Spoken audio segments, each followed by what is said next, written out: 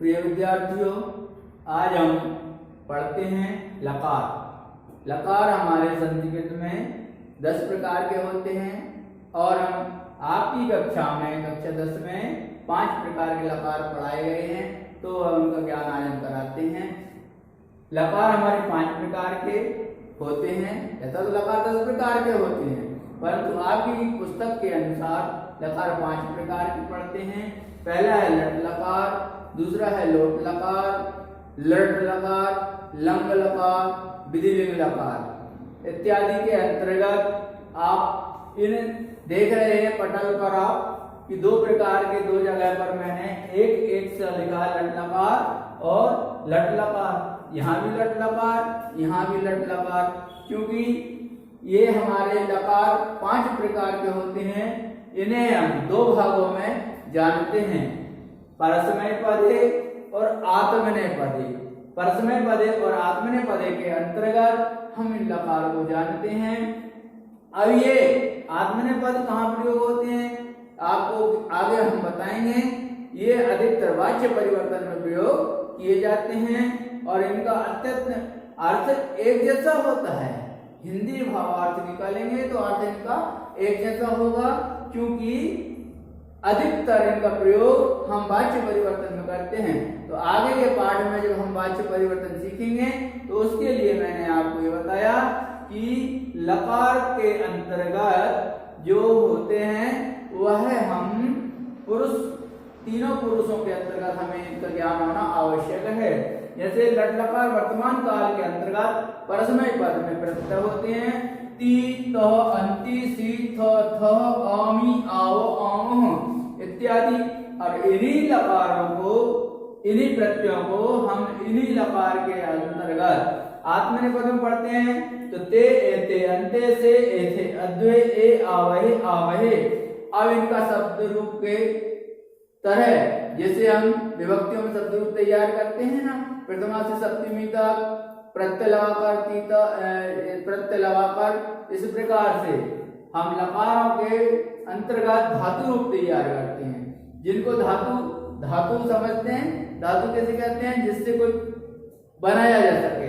जैसे कि मानो उदाहरण देता हूं, आप किसी भी चीज से, जैसे सोना होता है, सोना से आप कोई भी चीज बनाई जाती है वो धातु कहलाती है। चांदी से कोई भी वस्तु बनाई जाती है वो धातु कहलाती है। उसी प्रकार शब्दों के अंतर्गत में धातु होती है। उदाहरण के लिए एक पठ धातु ले लेते हैं, हम ले लेते हैं पठ धातु। पठ में चूंकि हलंत लगाया जाता है पठ। अब इस पठ धातु के अंतर्गत लट लकार जब रूप चलाते हैं तो पठ धातु के अंतर्गत यदि आपको प्रत्यय याद है तो बिल्कुल सरल है। लट लकार के अंतर्गत किसी भी लकार के अंतर्गत रूप चलाना बिल्कुल सरल है। कैसे सरल है मैं बता देता हूँ। पठ हमारी धातु हो गई, इस पठ को ले लीजिए। पठ में हलंत है, क्योंकि स्वर के साथ लगने पर हलंत लोप होता है और ये हमारी धातु पूरी शब्द में परिवर्तन हो जाती है। इस पठ को उठा लेते हैं, यहाँ पर लिख देते हैं तो रूप बनता है पठती।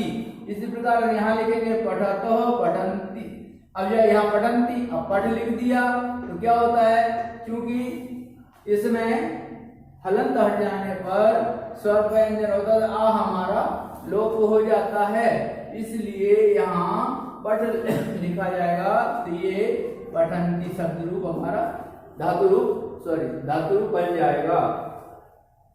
इसी प्रकार के सी, थ में पठसी, पठत, पठंती, और यहाँ भी इस तरह से आ हमारा लोप होता चला जाएगा सभी का, क्योंकि जब हलंत हटता है तो स्वर हमारा उसमें लोप हो जाता है। तो यहाँ लिखते हैं पठ तो होता है पठामी, यहाँ लिखते हैं पठ तो पठसी, यहाँ लिखते हैं पठ, पठत, यहाँ लिखेंगे पठ तो पठत। ये हमारा शब्द तैयार पठ के हो चुके हैं।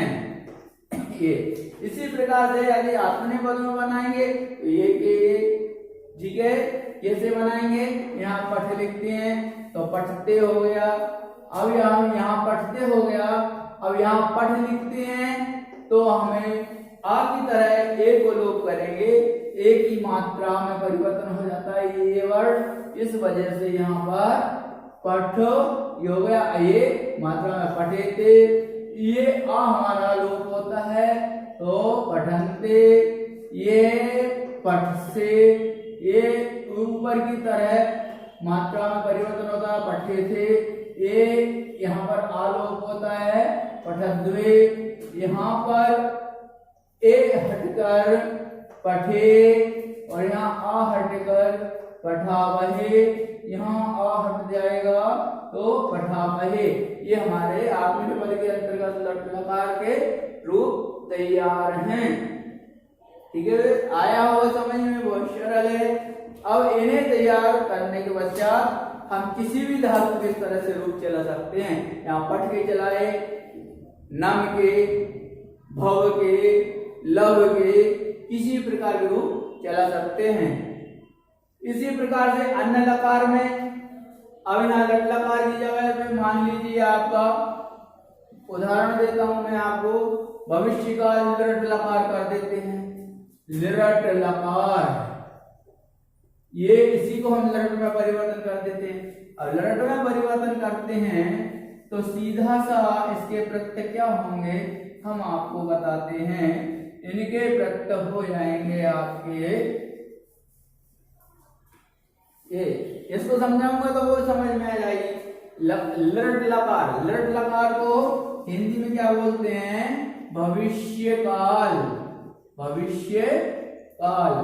लरट लकार को क्या बोलते हैं, भविष्य, भविष्य काल के अंतर्गत इसके भी प्रत्यय बहुत सरल हैं। इसमें इष्यति शब्द जुड़ जाता है, इष्य, इस प्रकार से ये प्रत्यय बन जाएंगे हमारे इष्यति, इष्यतः, इष्यतः, इष्यन्ति, इष्यन्ति, यहाँ जोड़ेंगे तो इष्यसि, इष्यथः, इष्यथ, इष्यामि, इष्यावः, इष्यामः। ये आपके लट लकार के प्रत्यय तैयार है। इसी प्रकार इसमें इससे जुड़ जाएगा इष्यते, इष्यते, इष्यन्ते, इष्यसे, इष्यते, इष्यद्वे, इष्ये, इष्याव, इष्यामहि। तो ये हमारे भविष्य काल के ये प्रत्यय हम तैयार करके किसी भी धातु के शब्द रूप को चला सकते हैं और अपने व्याकरण में, संस्कृत के व्याकरण में समझने के लिए ये सुगमता प्रदान करने वाले हैं। नहीं समझ गए, सुगमता नहीं सरलता प्रदान करने वाले बहुत अच्छे धातु रूप हैं। ठीक है, अगले वीडियो में हम आपको अगले 3 लकारों के विषय में और जानकारी देंगे।